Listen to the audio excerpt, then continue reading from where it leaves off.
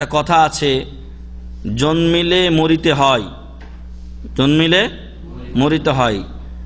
আর আল্লাহ তার ভাষায় বলছেন কুল্লু নাফসিন যায়িকাতুল মউত, প্রত্যেক নাফসকে মৃত্যুর স্বাদ গ্রহণ করতেই হবে। মৃত্যুর হাত থেকে কেউ আমরা রেহাই পাব না। এজন্য পৃথিবীর শ্রেষ্ঠ মানুষগণ তারা কারা? নবী ও রাসূলগণ আলাইহিমুস সালাতু ওয়াস সালাম, তারা এই পৃথিবী থেকে বিদায় নিয়েছেন। অনেকে বলেন আমাদের নবী মুহাম্মদ সাল্লাল্লাহু আলাইহি সাল্লাম মারা যাননি, হায়াতুন নবীতে বিশ্বাসী তারা।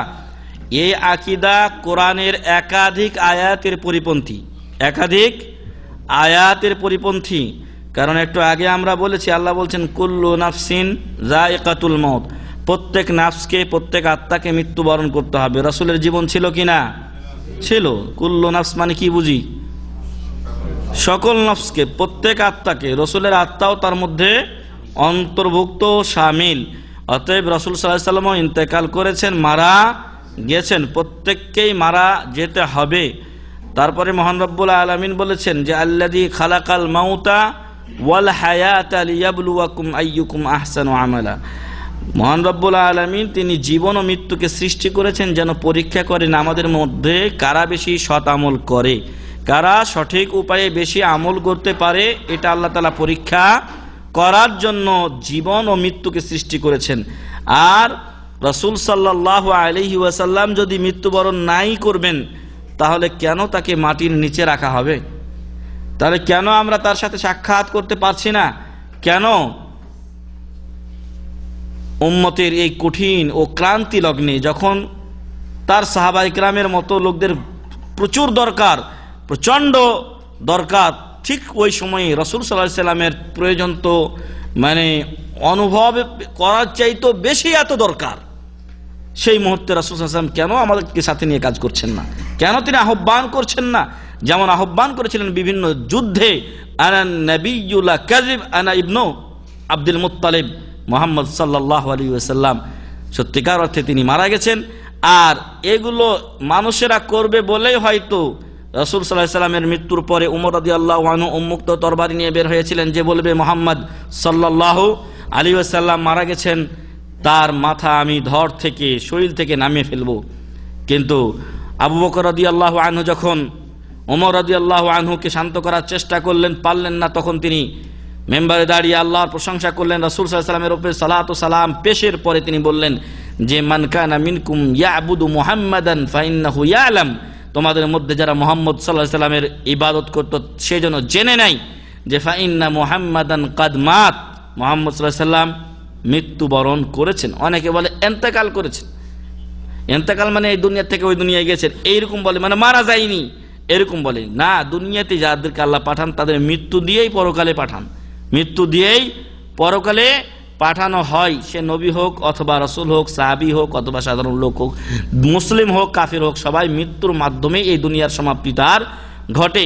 এরপরে তিনি আয়াত পাঠ করলেন, এরপরে আর বললেন যে সেজন্য জেনে নেয় মুহাম্মদ সাল্লাল্লাহু আলাইহি ওয়াসাল্লাম ইন্তেকাল করেছেন। ওয়ামান কানা মিনকুম ইয়াবুদুল্লাহ ফাইন্নাল্লাহা হাইয়ুন লা ইয়ামুত, আর যারা তোমাদের মধ্যে এক আল্লাহর ইবাদত করত তারা যেন জেনে নেয় যে আল্লাহ চিরঞ্জীব, তিনি কোনোদিন মৃত্যুবরণ করবেন না।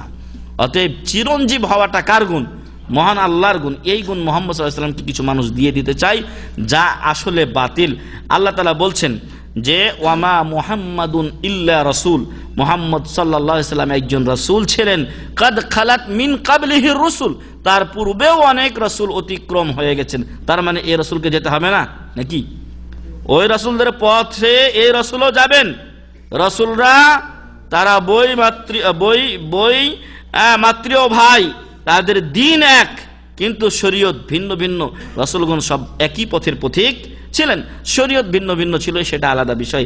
কারো এখানে 10 দিন রোজা, কারো এখানে 1 মাস রোজা, কারো 1 দিন রোজা 1 দিন ছাড়া, এইভাবে কেউ হয়তো 3 ওয়াক্ত নামাজ, কেউ 5 ওয়াক্ত নামাজ, ভিন্নতা ছিল শরীয়তের, কিন্তু তারা সকলেই ইসলামের পথের পথিক ছিলেন। যদি কাদ খালাত মিন কাবলিহি রাসূল, রাসূলের পূর্বে, মুহাম্মদ সাল্লাল্লাহু আলাইহি ওয়াসাল্লামের পূর্বে কিছু রাসূল অতিক্রম করে থাকেন, মৃত্যুবরণ করে থাকেন, তাহলে তাকেও এই মৃত্যুবরণ করতে হবে। আফাইম্মাত, আল্লাহ তাআলা মৃত্যু শব্দ ব্যবহার করেছেন। অনেক লোক ওই মৃত্যু শব্দ বলে না, এই জন্যই বলছি। আফাইম্মাত আও কুতিল ইনকালাবতুম আলা আকাবিকুম, যদি উনি মৃত্যুবরণ করেন অথবা নিহত হন, তাহলে কি তোমরা ইসলাম ছেড়ে দিয়ে পৃষ্ঠ প্রদর্শন করবে? তাহলে কি তোমরা আবার কুফরিতে লিপ্ত হয়ে যাবে? তাহলে জেনে নাও, ওয়ামান ইয়ানকালিব আলা আকিবাই ফালা ইয়াদুরুল্লাহ শাইআ, যে ব্যক্তি পৃষ্ঠ প্রদর্শন করে ইসলাম ছেড়ে চলে যাবে, সে আল্লাহর কোনো ক্ষতি করতে পারবে? সারা বিশ্বের লোক যদি একদিকে হয়ে যায়, ক্ষতি করতে পারবো? আল্লাহর উপকার করতে পারবো? আল্লাহর উপকারের দরকার আছে? কোনোটাই দরকার নেই। তো মহান রব্বুল আলামিন তিনি বলছেন, ওয়ামান ইয়ানকালিব আলা আকিবাই ফালা ইয়াদুরুল্লাহ শাইআ, পৃথিবীর সব লোক যদি খারাপ হয়ে যায়, আল্লাহর কোনো ক্ষতি করতে পারবে না। ওয়াসায়াজজিল্লাহু শাকিরিন, তবে যদি আপনি শুকরিয়া আদায় করে আল্লাহর ইবাদত বন্দেগী করেন, তাহলে মহান রব্বুল আলামিন আপনাকে উত্তম প্রতিদান দেবেন। সম্মানিত উপস্থিতি, আমরা বলছিলাম মরিলে জন্মালে মরিতে হয়। যখন আমাদের জন্ম হয়েছে, মৃত্যু একদিন আসবেই।